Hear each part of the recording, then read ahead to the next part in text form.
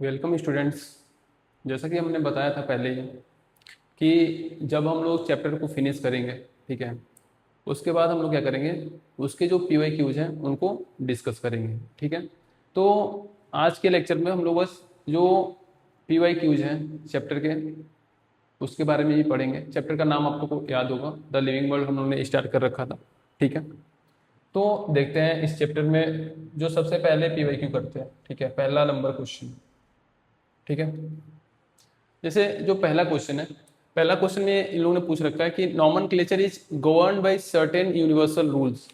ठीक है, which one of the following is contrary to the rules of nomenclature. यानी कि जो नॉमनक्लेचर करने के लिए, ठीक है, क्वेश्चन को पहले समझेंगे। जो नॉमनक्लेचर करने के लिए जो रूल होता है ना, वो यूनिवर्सल रूल होता है, यानी कि हर जगह उसी रूल को फॉलो करना होता है। ठीक है, हर जगह क्या करना होता है, उसी रूल को फॉलो करना होता है। पर कि ये जो नीचे स्टेटमेंट्स दिए गए हैं उनमें से कौन ऐसा स्टेटमेंट है जो कंट्रेरी है या इनकरेक्ट है, किसके लिए, यूनिवर्सल रूल के लिए। आए बात सुन में, देखेंगे कर कि biological name can be written in any language. ठीक है, the first word in a biological name represents the genus name. ठीक है, names are written in Latin and italicized. When hand written the names are underlined. जैसा कि देखेंगे ध्यान से, हमने पढ़ रखा है कि biological name can be written in any language. ऐसा पढ़ा था कहीं? ऐसा नहीं पढ़ा था। जो बायोलॉजिकल नेम होता है या जो बाइनोमियल नॉमेनक्लेचर है उसमें दो कंपोनेंट्स थे। ठीक है, और उनको बस हम लोग अगर हैंड रिटेन है, ठीक है, तो रोमन स्क्रिप्ट में ही लिखते हैं। ठीक है, नॉर्मल लिखते हैं, अंडरलाइन कर देते हैं। यानी कि ये बात पढ़ रखा है हमने, यानी कि ये वाला जो स्टेटमेंट है सही है। ठीक है, फिर हमने पढ़ा था कि जो अगर हम लोग टाइप करते हैं, ठीक है, ये टाइपिंग फॉर्मेट में है लेटर्स, तो ये क्या है, लैटिन में होंगे। ठीक है, और इटैलिक में होंगे। बताया था हमने कि इटैलिक में होते हैं, यानी कि ये भी ऑप्शन सही है आपका।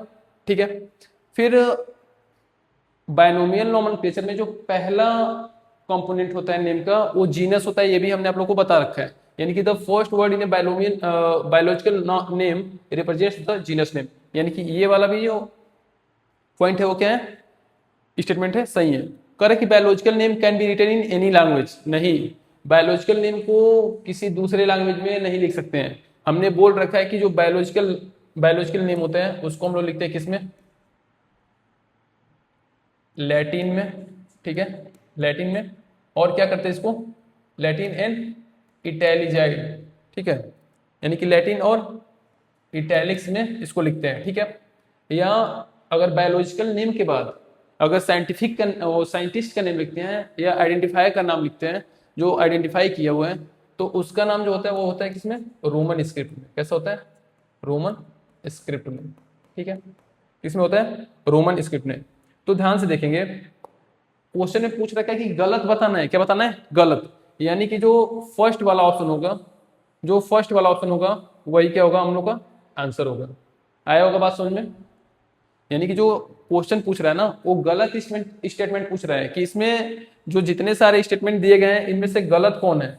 ठीक है, आई बात समझ में, इनमें से गलत क्यों कौन है, यानी कि जो पहला स्टेटमेंट है वही क्या है, गलत स्टेटमेंट है। ठीक है, चलते हैं नेक्स्ट क्वेश्चन की तरफ। Which among the following is not a prokaryote. ठीक है, नॉट ए प्रोकैरियोट कर कि ये जितने सारे नेम्स आप लोग के सामने दिख रहे हैं, ठीक है, इनमें से कौन ऐसा ऑर्गेनिज्म है जो प्रोकैरियोटिक नहीं है। तो इसका सीधा सीधा आंसर होगा, ठीक है, कि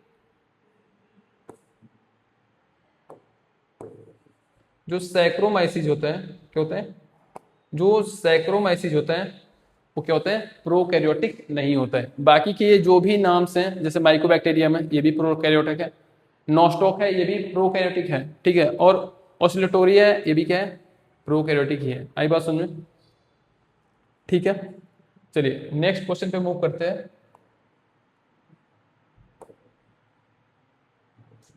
कर which one of the following statement refers to reductionist biology. कर कि इसमें से कौन ऐसा स्टेटमेंट है जो क्या करता है, रिफर करता है किसको, रिडक्शनिस्ट बायोलॉजी को। ठीक है, कौन ऐसा, इसमें से स्टेटमेंट है, कह रहा है कि physico chemical approach to study living organism. ठीक है, physiological approach, chemical approach, behaviour approach. पहले सबसे पहले इस क्वेश्चन को सॉल्व करने से पहले ये पता होना चाहिए कि ये जो रिडक्शनिस्ट बायोलॉजी ये क्या होती है। जो रिडक्शनिस्ट बायोलॉजी होती है इसमें हम लोग क्या करते हैं, जो ये जो रिडक्शनिस्ट बायोलॉजी होती है ना, इसमें होता क्या है, जो भी कॉम्प्लेक्स जो भी कॉम्प्लेक्स मॉलिक्यूल्स होते हैं, ठीक है, कॉम्प्लेक्स मॉलिक्यूल्स को हम लोग क्या करते हैं, रिड्यूस करते हैं किसमें, स्मॉलर स्मॉलर मॉलिक्यूल्स में। ठीक है, तो कह रहा है कि ऐसा किस में हो सकता है, ये क्या, ये एक फिजियोलॉजिकल अप्रोच है, नहीं फिजियोलॉजी तो नहीं दिख रही है इसमें भाई, ये एक फिजियोकेमिकल अप्रोच हो सकता है। ठीक है, क्या हो सकता है, फिजियोकेमिकल अप्रोच हो सकता है, जिसके थ्रू हम लोग क्या कर सकते हैं, लिविंग ऑर्गेनिज्म्स की स्टडी करते हैं। आई बात समझ में। बिहेवियरल अप्रोच तो बिल्कुल नहीं होगा, केमिकल अप्रोच भी नहीं होगा। ठीक है, ये क्या है, फिजियोलॉजिकल अप्रोच है। ठीक है, चलिए नेक्स्ट करते हैं question. The common characteristics between tomato and potato will be maximum at which taxonomy level। इस क्वेश्चन में ये पूछ रहा है कि जो पोटैटो होता है और जो टोमेटो होता है, जो पोटैटो होता है और जो टोमेटो होता है, तो इन दोनों में जो कॉमन कैरेक्टर होते हैं, ठीक है, क्या होते हैं, जो कॉमन कैरेक्टर होते हैं वो किस टैक्सोनॉमिक लेवल तक होते हैं। टैक्सोनॉमिक लेवल जैसा कि हमने कल बता रखा था कि सबसे पहले जो टैक्सोनॉमिक लेवल में सबसे बड़ा लेवल है वो क्या है, किंगडम है, फिर फाइलम आता है, फिर ऑर्डर आता है, फिर किंगडम फाइलम, ठीक है, डिवीजन ऑर्डर, ऐसे। यानी कि कह रहा है कि टैक्सोनॉमिक लेवल में कहां तक ये दोनों क्या है, बिल्कुल सेम है, कॉमन है, यानी कि किस लेवल तक इनको कॉमन रखा गया है।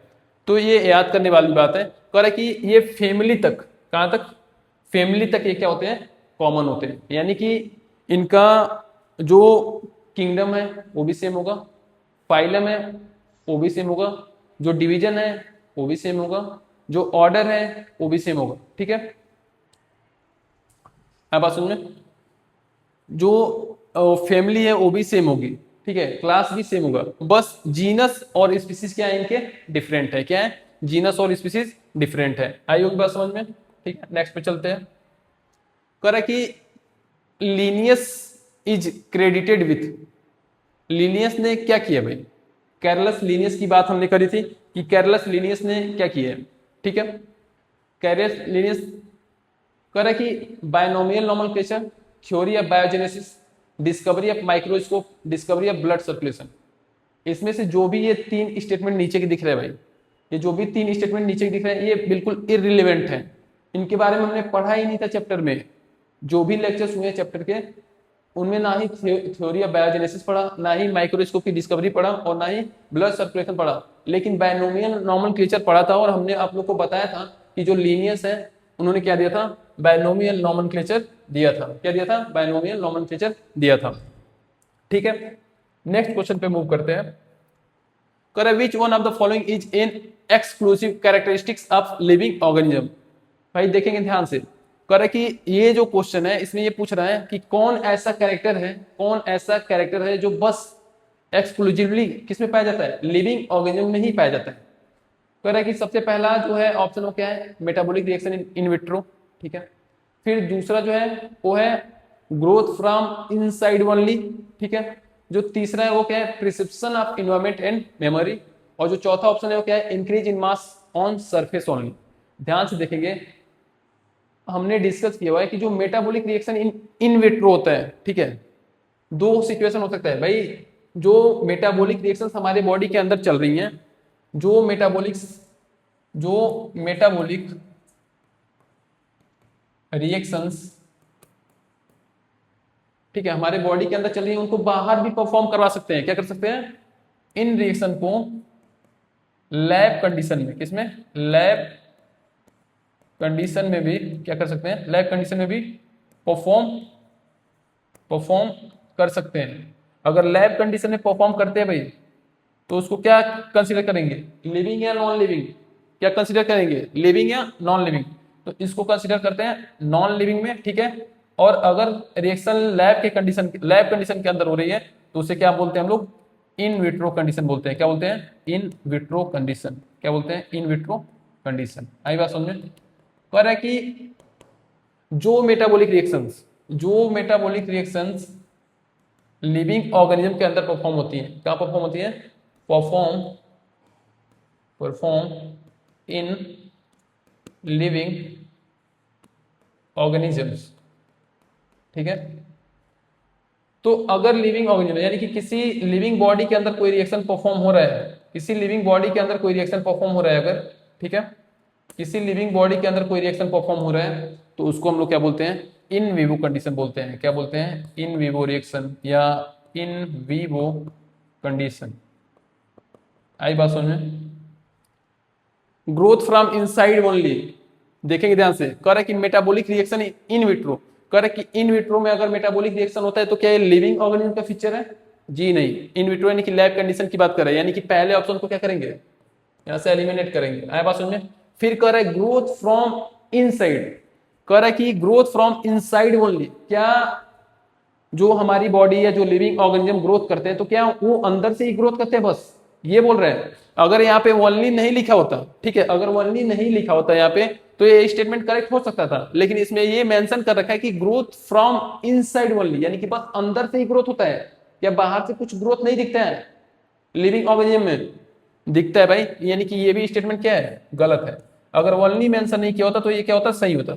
फिर कह रहा है prescription of environment and memory, ठीक है, prescription of environment and memory, यानी कि जो इन्वायरमेंट के बाहर, यानी कि लिविंग ऑर्गेनिज्म के जो चारों तरफ जो भी कंडीशंस हैं, लिविंग ऑर्गेनिज्म के जो चारों तरफ कंडीशंस हैं, उनको जो लिविंग ऑर्गेनिज्म होता है वो क्या करता है, सेंस करता है। क्या करता है, सेंस करता है, और सेंस करने के बाद उसके अकॉर्डिंग रिस्पॉन्ड करता है। यही बात ये लिख रखा है, कह रहा है प्रिसीव करता है इन्वायरमेंट के कंडीशन को, ठीक है, उसको याद करता है और उसके अकॉर्डिंग क्या करता है, रिस्पॉन्ड करता है। ऐसा हमने पढ़ा था, कहां पे पढ़ा था भाई, कौन सा टर्म दिया था इसके लिए, कॉन्शियसनेस, कॉन्शियसनेस, याद आ रहा होगा आप लोग को, क्या, कॉन्शियसनेस। यानी कि ये वाला जो स्टेटमेंट है वो क्या है, सही है। क्या है, सही है। जो लास्ट वाला स्टेटमेंट है, कह रहा है कि increase in mass on surface only, क्या बस सरफेस पे ही मास इंक्रीज होगा? भाई सरफेस पे मास इंक्रीज होता है ना, तो इसको भी हम लोग क्या बोलते हैं, ग्रोथ बोलते हैं। क्या बोलते हैं, ग्रोथ बोलते हैं, पढ़ रखा हमने, क्या बोलते हैं इसको, ग्रोथ बोलते हैं। लेकिन किसके अंदर भाई, नॉन लिविंग के अंदर। एक्रेशन की बात करी थी हमने, किसकी, एक्रेशन की, यानी कि accumulation of sand on any stone. अगर किसी स्टोन के ऊपर सैंड इकट्ठे होते जा रहा है, इकट्ठे होता जा रहा है, यानी कि सरफेस पे इकट्ठा हो रहा है सैंड, यानी कि स्टोन में भी क्या हो सकता है, ग्रोथ हो सकता है। और ये कौन सा फीचर था, जनरल फीचर था, ठीक है। लेकिन ये देखते हैं हम लोग किसके अंदर, बस सरफेस पे अगर ग्रोथ हो रहा है तो ये किसके अंदर की बात है भाई, नॉन लिविंग के अंदर की बात है। यानी कि ये कोई स्पेशल फीचर नहीं है, किसका, किसका नहीं भाई, लिविंग का। यानी कि ये जो कैरेक्टर है, ठीक है, ये वाली जो कैरेक्टर है वो क्या है, जनरल कैरेक्टर थी किसकी, लिविंग और नॉन लिविंग की। लेकिन ये पूछ क्या रहा है, एक्सक्लूसिव कैरेक्टर, यानी कि ऐसा कैरेक्टर जो बस किसके अंदर परफॉर्म हो, लिविंग ऑर्गेनिज्म के अंदर परफॉर्म हो। किसके अंदर परफॉर्म हो, बस लिविंग ऑर्गेनिज्म के अंदर। आया होगा बात समझ में? ठीक है, नेक्स्ट क्वेश्चन पे मूव करते हैं। The term species refer to taxonomic group of any rank, a group of related family, a group of related species, a type of living organism। कह रहा है कि जो टर्म स्पीसीज है वो किसको रिफर करता है भाई, टर्म स्पीसीज किसको रिफर करता है, ध्यान से देखेंगे। कह रहा है कि taxonomic group of any rank, कह रहा है क्या ये कोई टैक्सोनॉमिक ग्रुप है या कोई रैंक है, ठीक है। कह रहा है एक ग्रुप ऑफ रिलेटेड फैमिली, क्या एक फैमिली का ये कोई ग्रुप है, रिलेटेड है, फैमिली से रिलेटेड ग्रुप है, नहीं, ठीक है। कह रहा है एक ग्रुप ऑफ रिलेटेड स्पीसीज, क्या ऐसा कोई ग्रुप है जो रिलेटेड स्पीसीज, क्या उसे स्पीसीज ही बोलेंगे, जी नहीं, ठीक है, ये भी गलत है।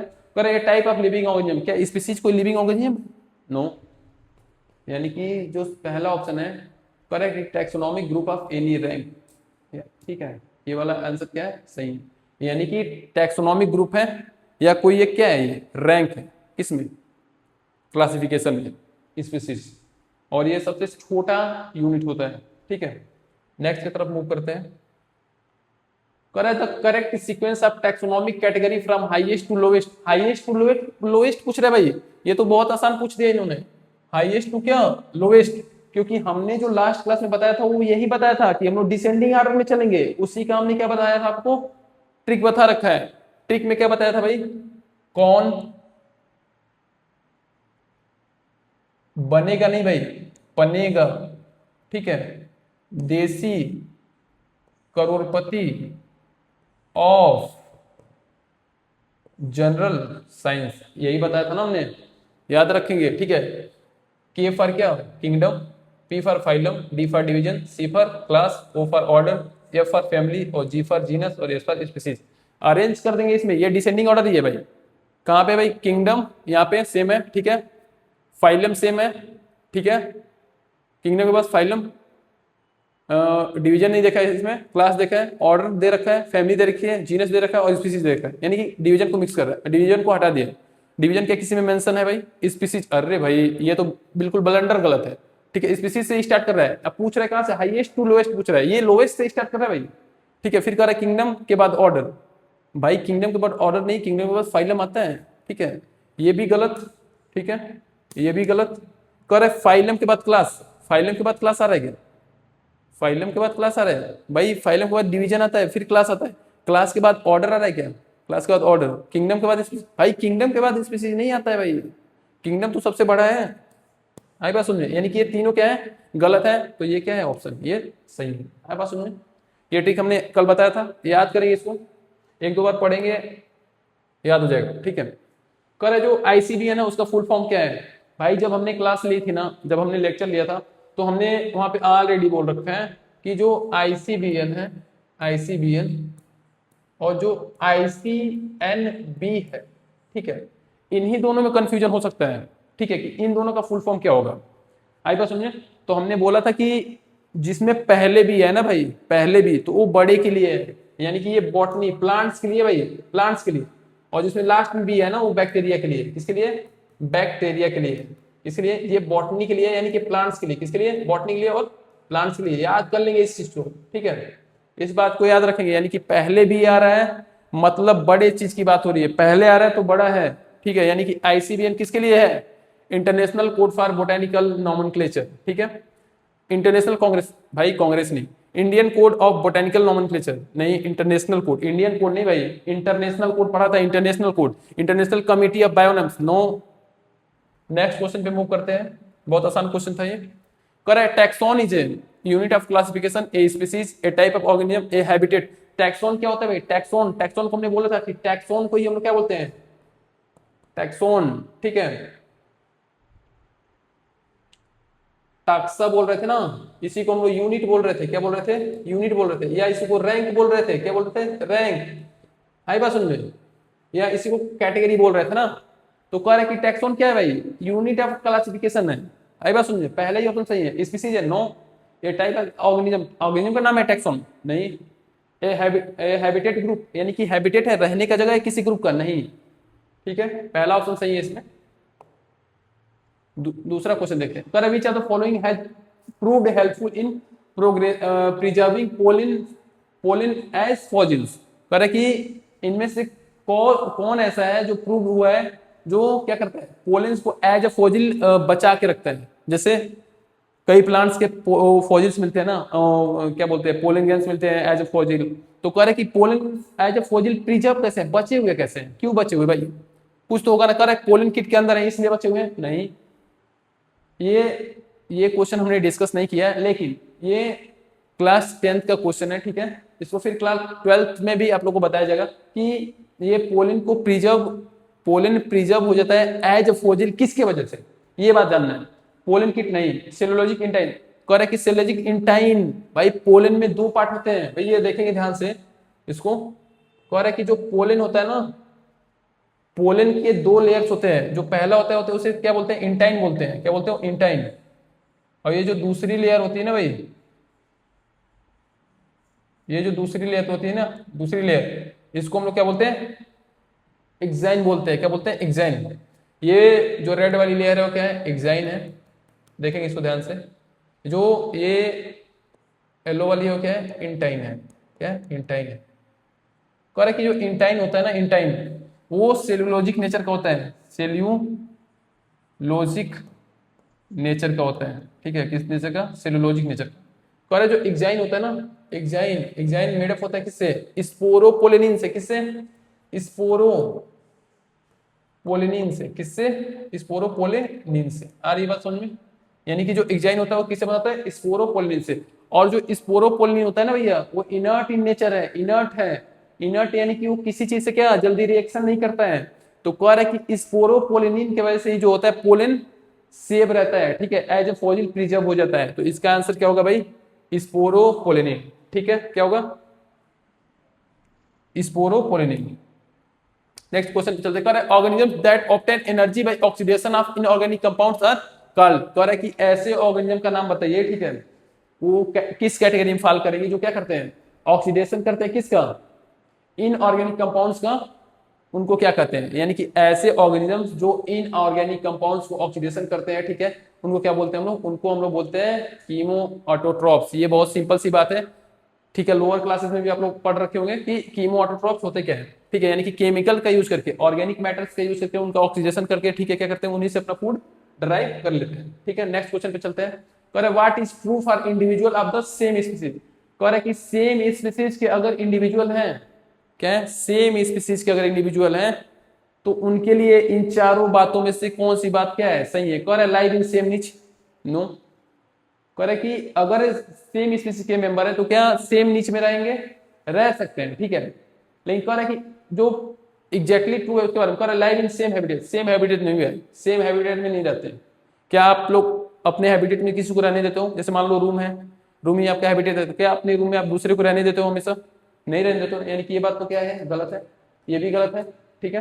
कह रहा है इंटरब्रीडिंग, क्या वो इंटरब्रीड कर सकते हैं, कह रहा है लाइव इन डिफरेंट हैबिटेट, भाई ये डिफरेंट हैबिटेट में रह सकते हैं, लेकिन कह रहा है कि what is true for individuals of the same species, यानी कि मोस्ट करेक्ट बताना है भाई इसमें। कह रहा है डिफरेंट हैबिटेट में तो रह सकते हैं, डिफरेंट मतलब क्या, अलग, यानी कि अब ऐसा नहीं कि अलग अलग कॉन्टिनेंट पे चले गए भाई, डिफरेंट हैबिटेट मतलब क्या कि एक ही जगह है लेकिन अलग अलग जगह पे क्या है, सेटल है, यानी कि एक ही मकान के अंदर है, ठीक है, दो ह्यूमंस है एक ही मकान के अंदर और दोनों क्या है, अलग अलग रूम में, यानी कि उनका हैबिटेट अलग है। आई बात सुनिए, तो ये सही हो सकता है, लेकिन इंटरब्रीडिंग, इंटरब्रीडिंग, इंटरब्रीडिंग ही क्या है, मोस्ट क्या है, करेक्ट है। क्योंकि बायोलॉजिकल स्पीसीज कॉन्सेप्ट में हमने पढ़ा था कि अर्नस्ट मेयर ने ये बोला था कि अगर दो स्पीसीज, सॉरी दो ऑर्गेनिजम्स अगर एक साथ क्या करते हैं, इंटरब्रीड करते हैं, क्या करते हैं, इंटरब्रीड करते हैं, और जो उनका ऑफस्प्रिंग होता है वो भी क्या कर पाता है, फाइनली जाके फर्टाइल नेचर का होता है, तो ये जो पहले दोनों जो पेरेंट्स है ना वो सेम स्पीसीज के थे। हम क्या बोल रहे हैं भाई, बायोलॉजिकल स्पीसीज कॉन्सेप्ट की बात कर रहे हैं, किसकी, बायोलॉजिकल स्पीसीज कॉन्सेप्ट। भाई रिवाइज करेंगे इसको, ये दिया था अर्नस्ट मेयर ने, किसने, अर्नस्ट मेयर ने। आई बात समझ में, उन्होंने ये कहा था कि जैसे मान ले ये कोई मेल है, ठीक है, ये कोई फीमेल है, ठीक है, अगर ये दोनों इंटरब्रीड करते हैं और इनका जो ऑफस्प्रिंग होता है, क्या होता है, जो ऑफस्प्रिंग, वो मेल हो या फीमेल हो, ठीक है, क्या हो, मेल हो या फीमेल हो, तो कह रहा है कि ये कैसे नेचर का हो, फर्टाइल नेचर का, किस नेचर का, फर्टाइल नेचर का। अगर फर्टाइल नेचर का ये है, यानी कि ये इसके जो पेरेंट्स है ना ये क्या है, अगर ये फर्टाइल नेचर का है, अगर अगर ये क्या है, फर्टाइल है, तो इसके जो पेरेंट्स है ना वो क्या है, सेम स्पीसीज क्या है, क्या है, सेम स्पीसीज क्या है।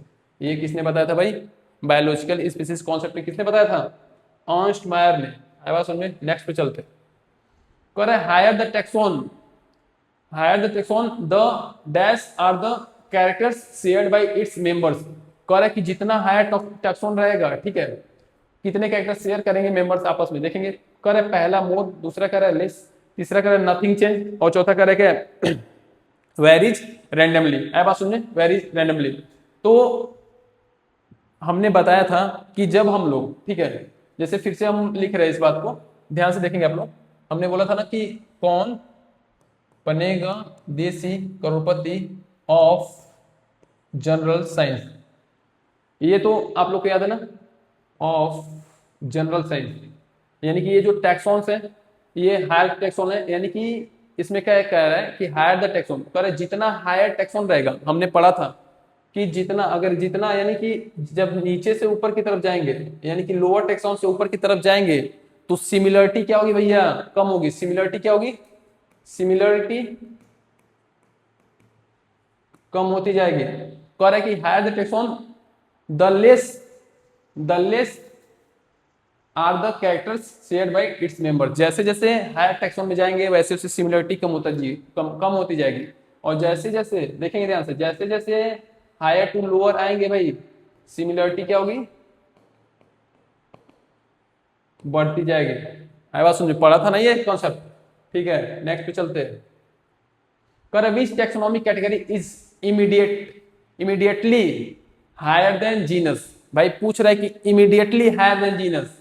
ध्यान से देखेंगे, पीछे अभी हमने लिख रखा है ना इमीडिएटली हायर, यानी कि तुरंत फैमिली के, वो क्या बोलते हैं, तुरंत जीनस के ऊपर कौन है, तुरंत जीनस के ऊपर कौन है हायर कैटेगरी में, तुरंत जीनस के ऊपर कौन है भाई, तुरंत जीनस के ऊपर कौन है, फैमिली है भाई, फैमिली कौन है, फैमिली कौन है, जीनस के ऊपर फैमिली है। आई बात सुन में, कोई डाउट है इस क्वेश्चन में? नेक्स्ट पे चलते हैं।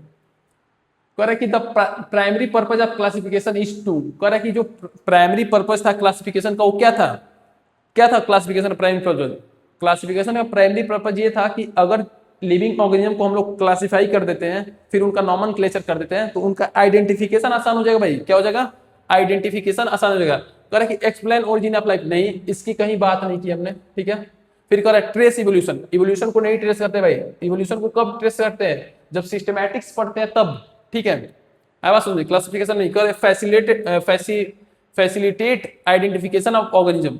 हाँ भाई, ऑर्गेनिज्म को आइडेंटिफाई करने के लिए क्या क्लासिफिकेशन करते हैं, ताकि आइडेंटिफिकेशन आसान हो जाए और उनके बारे में स्टडी करनी भी क्या हो जाए, आसान हो जाए। कर जनरेट्स नेम, भाई इसका तो कोई मतलब नहीं। प्राइमरी पर्पज नेम जनरेट करना थोड़ी होता है, वो तो बायनोमियल नोमेनक्लेचर अपने आप हो जाता है जब क्लासिफिकेशन करते हैं। ठीक है, कर which of the following organism is scientifically correctly named and printed.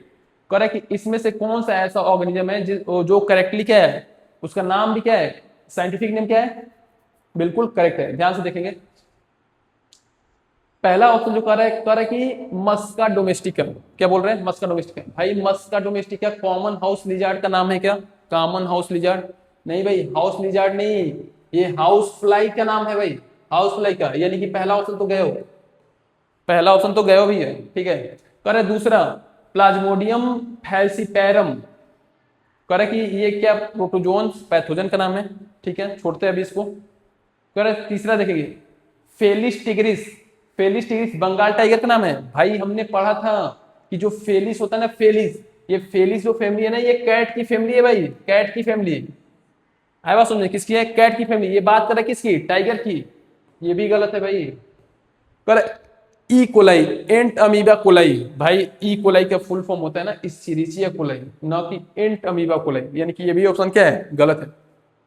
तो अगर ये तीनों ऑप्शन गलत है, यानी कि बाय डिफॉल्ट क्या है, ये वाला जो ऑप्शन है वो क्या है, सही है। आई बात सुनने, ठीक है, यानी कि एलिमिनेशन के थ्रू इस क्वेश्चन को आसानी से हम लोग क्या कर सकते हैं, कर सकते हैं, वो भी करेक्ट कर सकते हैं। ठीक है, नेक्स्ट क्वेश्चन चलते हैं। करें species is the smallest taxonomic unit, largest taxonomic unit, same as genus, synonyms of family. अरे भाई स्पीसीज क्या है, सबसे स्मॉलेस्ट टैक्सोनॉमिक यूनिट है। देखेंगे फिर से, वो मैं फिर से लिख रहा हूँ, क्या बोलते हैं, ट्रिक जो हमने बनाई थी ऊपर से, यानी कि डिसेंडिंग ऑर्डर में, Kaun Banega Desi Crorepati of general science.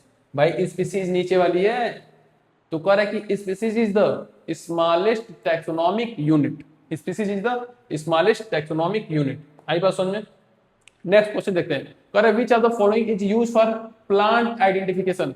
कह रहा है इसमें से ऐसा कौन सा है जो प्लांट आइडेंटिफिकेशन के लिए हम लोग यूज करते हैं भाई, इसमें से कौन सी ऐसी बात है जिसको हम लोग प्लांट आइडेंटिफिकेशन के लिए यूज करते हैं। कह रहा है मैनुअल, मैनुअल ऐसा तो कुछ नहीं होता। कह रहा है हर्बेरियम, कैटलॉग, म्यूजियम। म्यूजियम भाई प्रिजर्व एनिमल्स और उनको एनिमल्स स्पेसिमेंस रखे होते हैं म्यूजियम में। ठीक है, बाकी सारी चीजें रखी रहती हैं। कह रहा है कि जो हर्बेरियम होता है ना भाई, हर्बेरियम, हर्बेरियम किसके लिए यूज किया जाता है, प्लांट आइडेंटिफिकेशन के लिए यूज किया जाता है। जब आप लोग बैचलर्स में जाएंगे ना, तो आप लोग से जो आप लोग का प्रोफेसर होगा वो हर्बेरियम फाइल बनाने के लिए बोलेगा। हर्बेरियम फाइल में होता क्या भाई, देखेंगे कह रहा है कि एक बहुत बड़ा सा पेज होता है। ठीक है, बहुत बड़ा सा एक पेज होगा। ठीक है, हर्बेरियम फाइल में कह रहा है कि यहाँ पे उसका, जैसे मान लीजिए आपको वो बोलेगा कि आपको 50 प्लांट्स ऐसे कलेक्ट करने हैं जो क्या हो, रेयर हो। जैसे ये नहीं कि अब आपको बोल दिया कि वो आपको 50 प्लांट्स कलेक्ट करने हैं, आपने सारे ऑर्नामेंटल प्लांट्स कलेक्ट कर दिए, जैसे गुलाब कर दिया कलेक्ट, हाँ वो हिबिस्कस रोजा कर दिया, जो जो आपके घर में देख रहे हैं ना, उन सबको उन सबको नहीं कलेक्ट करना होता भाई। आई बात समझे? यानी कि उन सारे प्लांट्स को नहीं कहेगा कि वो रेयर प्लांट्स को क्या करना है, रेयर प्लांट्स को कलेक्ट करना होता है। ठीक है, आई बात समझ में? तो जब आप प्लांट्स को कलेक्ट करके लाते हैं, पहले उसको आपको सुखाना होता है। आप कैसे सुखाते हैं? ठीक है, जब हम लोग ने कलेक्ट किया था, तो जो अगर रेयर प्लांट्स को हम जाते थे पहले, जैसे नदी साइड पे जाते थे, गांव के बगल में नदी थी, ठीक है, वहां पे गया हमने और फिर वहां से प्लांट को कलेक्ट किया, फिर उसको लाते थे प्लांट को, फिर जो रफ नोट्स होती है ना, उसमें उस प्लांट को रखते थे, फिर उसको थोड़ा सा प्रेस करते थे ताकि वो सूखे उसके अंदर कुछ दिन बाद, यानी कि 2-4 दिन बाद जब वो सूख जाता था बिल्कुल, तो फिर उसको लगा यहाँ पे निकाल के फिर क्या करते थे, यहाँ पे हम लोग उसको चिपका देते थे। ठीक है, और यहाँ चिपकाने के बाद यहाँ पे उस पेज के ऊपर ऑलरेडी क्या होता है, एक यहाँ कॉर्नर पे एक जगह होती है। ठीक है, यहाँ पे प्लांट का क्लासिफिकेशन लिखना होता है। फिर ठीक है, जनरल क्या बोलते हैं, जो जनरल नेम या लोकल नेम जो होता है जहाँ से आपने कलेक्ट किया वो लिखना होता है। डेट, आपने कब किस डेट में कलेक्ट किया वो लिखना होता है। आपका नाम होता है, कलेक्टर नेम, यानी कि आपने कलेक्ट किया है। तो कह रहे कि ये सब सारे चीज, ये हर्बेरियम यानी कि जो हर्बेरियम फाइल होती है वो प्लांट के आइडेंटिफिकेशन के लिए ही यूज की जाती है। ठीक है, आई बात समझ में? ये है लाख सिस्टम। कह रहा है binomial nomenclature means, binomial nomenclature का मतलब क्या होता है भाई? कह रहा है कि two names given by two scientist. कह रहा है कि बायनोमियल नॉमेनक्लेचर में दो जो नाम होता है, जीनस और स्पीसीज, जो दो अलग अलग साइंटिस्ट के द्वारा दिया गया है। भाई गलत है, बताया था हमने, कैरलस लीनियस ने नॉमेनक्लेचर किया था, साइंटिस्ट का नेम तो लास्ट में लिखते हैं, ऐसा नहीं है, जीनस तक सेम लेके आते हैं। आपने भी तो एक स्पीसीज ढूंढी थी ना, मैंने बताया था ना वीडियो में। ठीक है, कह रहा है one scientific name with generic and specific epithet. कह रहा है कि जो पहला नाम होता है वो जेनरिक होता है, ठीक है, और जो दूसरा नाम होता है वो स्पेसिफिक एपिथेट होता है। कह रहा है जो जेनरिक होता है उसको जीनस बोलते हैं, हमने पढ़ा रखा है इसको, इसको जीनस बोलते हैं भाई, और जो स्पेसिफिक होता है उसको क्या बोलते हैं, स्पीसीज बोलते हैं। आए बात समझ में? ये सही है। कह रहा Latin name for the same plant, Latin name नहीं, one name and one author name. कह रहा है कि जो दो कंपोनेंट होते हैं ना, उसमें एक नाम होता है, एक ऑथर का नाम होता है। भाई नहीं, बिल्कुल गलत। आए बात समझ में? ठीक है, तो गाइज आज इस वीडियो को वहीं पे समाप्त करते हैं। ठीक है, आगे भी हम जो PYQ बचे हुए हैं उनको लेके आएंगे अगली वीडियो में। अगर ये वीडियो आप लोग को हेल्पफुल लग रही हो, ठीक है, तो अपने फ्रेंड के साथ शेयर करें, वीडियो को लाइक करें। Okay, thank you.